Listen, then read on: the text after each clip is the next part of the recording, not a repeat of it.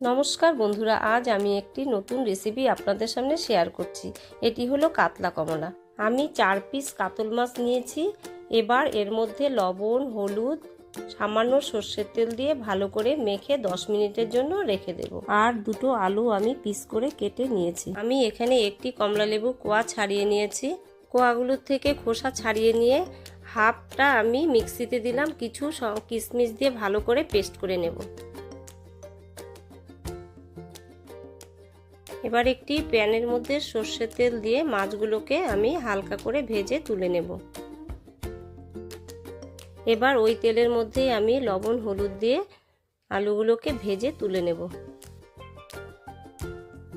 এবার একটি বাটির মধ্যে 1 চামচ ধনে গুঁড়ো, 1 চামচ জিরের গুঁড়ো, 1 চামচ লঙ্কার গুঁড়ো, সামান্য হলুদ, 1 চামচ আদা বাটা আর স্বাদ মতন চিনি আর লবণ দিয়ে আর সামান্য জল দিয়ে আমি একটি পেস্ট তৈরি করে রেখে দেব।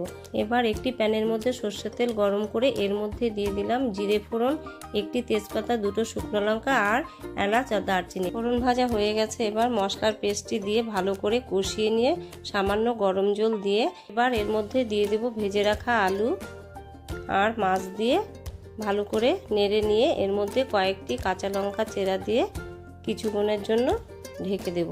এবার অন্য একটি বাটির মধ্যে কিছুটা কর্নফ্লাওয়ার নিয়ে গুলিয়ে রেখে দেব। ঢাকনা তুলে কমলা লেবুর পেস্টটি দিয়ে ভালো করে একটু নেড়ে নেব আর ওর মধ্যে দেব কয়েকটি কমলা লেবুর কোয়া।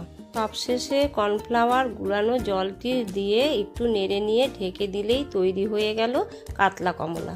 শীতকালে আপনারা বাড়িতে এই রেসিপিটি অবশ্যই তৈরি করুন। এটি খেতে অসাধারণ হয়। আমার এই রেসিপিটি আপনাদের কেমন লাগলো অবশ্যই জানাবেন। আমার রেসিপিগুলি যদি আপনাদের ভালো লেগে থাকে লাইক, শেয়ার, কমেন্ট করে আমার পাশে থাকবেন।